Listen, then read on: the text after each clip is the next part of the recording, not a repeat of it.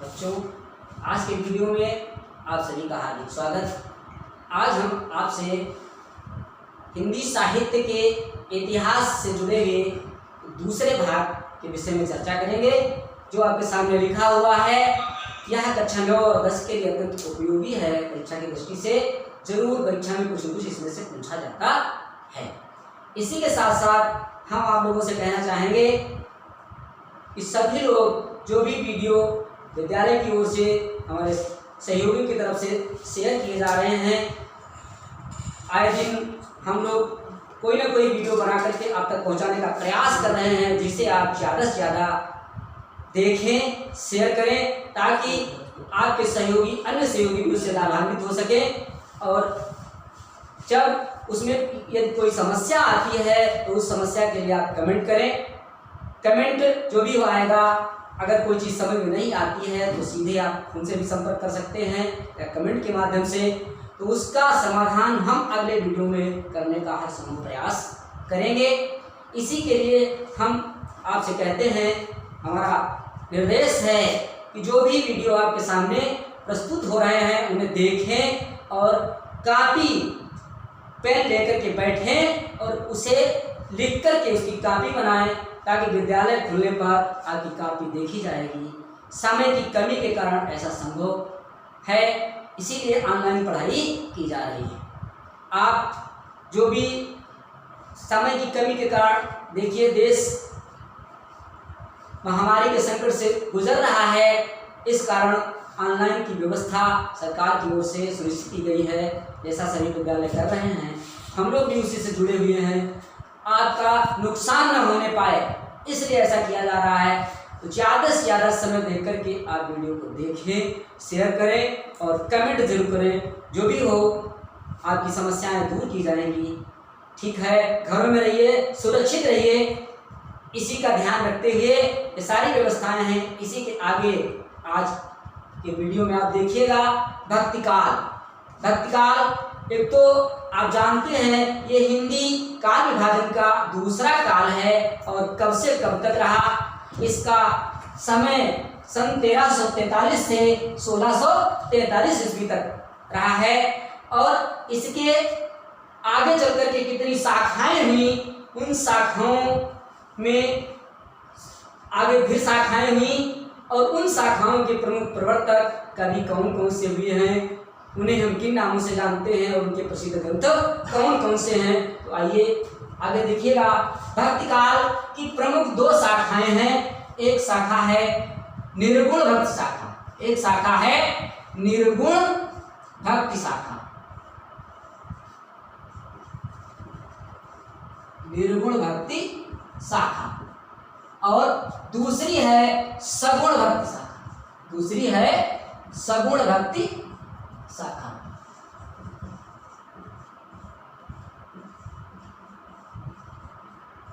तो निर्गुण भक्ति शाखा, पहला भाग भक्ति काल का है निर्गुण भक्ति शाखा, दूसरा है सगुण भक्ति शाखा। ये 2 भाग हैं। आगे चल करके इन दोनों के 2 भाग फिर से हो गए। इसमें 2 शाखाएं आगे चल करके बढ़ गई। एक शाखा है ज्ञान मार्गी, एक शाखा का नाम दिया गया ज्ञान मार्गी शाखा,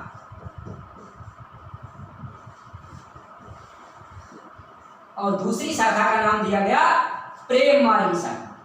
इसका नाम दिया गया प्रेम मार्गी शाखा।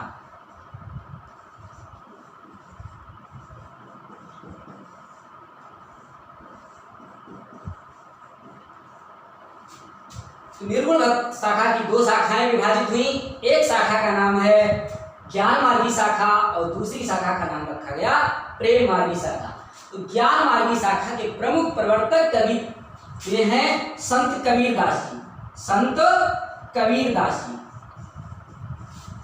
इस शाखा के प्रमुख प्रवर्तक कवि हैं संत कबीरदास जी, और जिनकी प्रमुख रचना बीजक के नाम से है। और जैसा कि कबीर साहब के विषय में विद्वानों ने लिखा है, स्वयं उन्होंने कहा है, मसी कागज जियो नहीं, कलम गयो नहीं हाथ। कबीर अनपढ़ थे और स्वयं पढ़े लिखे नहीं थे। साधु संतों का साथ करके उन्होंने जो काव्य सृजन किया वह बीजक के नाम से प्रसिद्ध हुआ।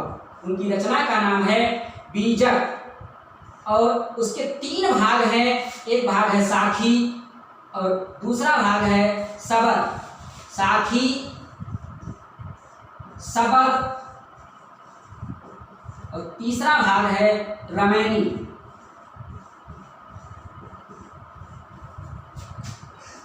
इनके प्रिय शिष्य धर्मदास ने इनकी वाणी का संकलन किया है और जिसमें 3 भाग हैं। पहला भाग साखी है, दूसरा भाग सबद है, तीसरा भाग रमैनी है। साखी के अंतर्गत दोहे संग्रहित हैं। साखी शब्द तद्भव है, इसका तत्सम है साक्षी। साक्षी जिसे हम गवाह भी कहते हैं। सबद के अंतर्गत पद संग्रहित है और रमैनी के अंतर्गत चौपाइयां संकलित की गई हैं। 3 भाग है अलग अलग और बीजक नाम से इनकी रचना जानी जाती है। प्रेम मार्गी शाखा के प्रमुख प्रवर्तक कवि हैं मलिक मोहम्मद जायसी। मलिक मोहम्मद जायसी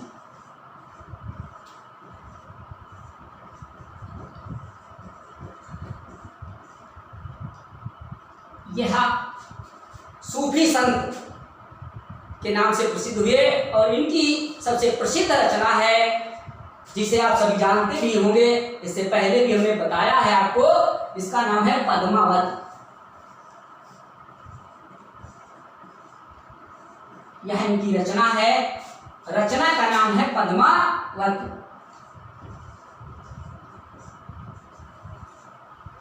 मलिक मोहम्मद जायसी की रचना है पद्मावत। इस शाखा में, ज्ञान मार्गी शाखा में और भी कबीर जी के समकालीन कवि हुए हैं जिनके कुछ के नाम यहाँ पर हम आपको बता रहे हैं। एक तो आपके नानक जी हैं और दूसरे संत रविदास,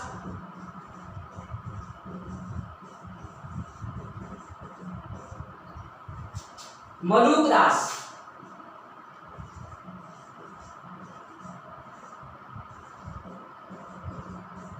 दादू। यह कबीर के समकालीन अन्य कवि हुए हैं जिन्होंने ज्ञान को प्रमुखता दी। निर्गुण भक्त शाखा की ज्ञान मार्गी शाखा के प्रमुख कवि कहलाए हैं। इनकी अलग अलग रचनाएं हैं। और इधर प्रेम मार्गी शाखा के मलिक मोहम्मद जायसी जी प्रमुख प्रवर्तक हैं। इनकी प्रमुख रचना है पद्मावत। इसी के साथ इनके और भी समकालीन कवि हुए हैं जो सूफी संतों के नाम से जाने जाते हैं, जिनमें कुतवन, मंझन, शेख नबी,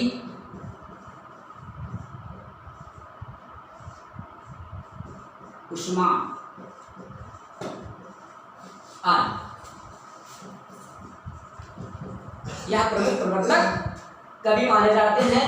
तो निर्गुण भक्त शाखा के विषय में बस इतना ही। आगे दूसरी शाखा इसकी है सगुण भक्त शाखा। यह भी 2 शाखाओं के रूप में विभक्त हो गई, जिसमें से एक शाखा का नाम है राम भक्त शाखा और एक शाखा का नाम है कृष्ण भक्त शाखा। एक शाखा राम भक्त शाखा के नाम से प्रसिद्ध हुई और दूसरी आपकी कृष्ण भक्त शाखा।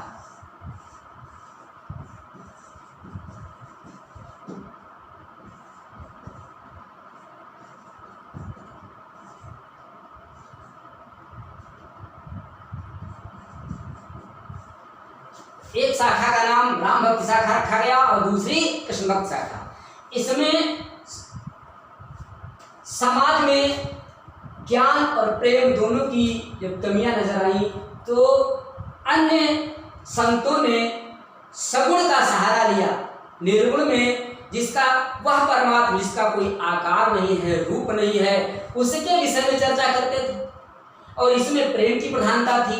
इन चीजों से समाज में जब उबन पैदा हुई तो लोगों ने, कवियों ने, हमारे विद्वानों ने, मनीषियों ने सगुण भक्त शाखा की 2 शाखाएं जो हुई, एक में राम को अपना आराध्य माना गया इसीलिए उसका नाम रखा गया राम भक्ति शाखा और दूसरे में कृष्ण को अपना आराध्य माना जिसमें इसीलिए उसका नाम रख दिया कृष्ण भक्ति शाखा। इस शाखा के प्रमुख प्रवर्तक कवि कहलाए हैं, रामभक्त शाखा के प्रमुख प्रवर्तक कवि हैं गोस्वामी तुलसीदास जी। इस शाखा के प्रमुख प्रवर्तक कवि हैं तुलसीदास, और इनकी प्रमुख रचना है रामचरितमानस। रामचरितमानस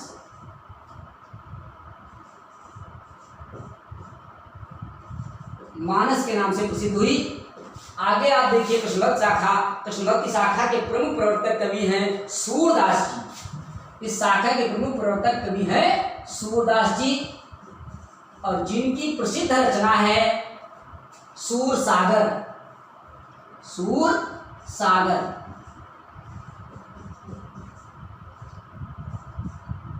सूरसागर वैसे तो इनकी बहुत सी रचनाएं हैं, 3 रचनाएं हैं, सूरसागर, सूरसारावली, साहित्य लहरी, लेकिन प्रसिद्ध रचना इनकी सूरसागर है, जिसमें इन्होंने 1.25 लाख पदों की रचना की है।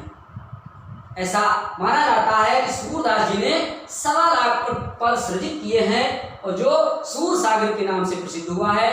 और सूर जी को इतना ही नहीं, वात्सल रस का सम्राट भी कहा जाता है। सूर जी को वात्सल रस का सम्राट भी कहते हैं, और इन्होंने अपने 8 कवियों का एक समूह बनाया था, जिसे अष्टछाग के कवियों के नाम से भी जाना जाता है।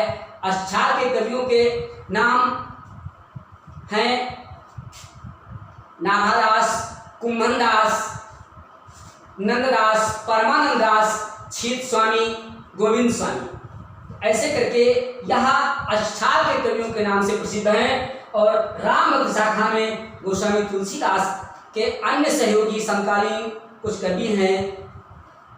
इस समय में जो राम और 2 भाषाओं का सृजन हुआ, इस काल में 2 भाषाओं में रचनाएं की गई प्रमुख रूप से, एक तो अवधी और दूसरी ब्रज। अवधी और ब्रज सगुण भक्ति के अंतर्गत 2 शाखाओं में रचनाएं लिखी गई। एक तो अवधी, अयोध्या के चारों ओर आसपास बोली जाने वाली भाषा अवधी के नाम से प्रसिद्ध हुई, और मथुरा के चारों तरफ बोली जाने वाली भाषा ब्रजभाषा के नाम से जानी जाती है। बस आज की वीडियो में बस इतना ही, शेष अगले में बताएं।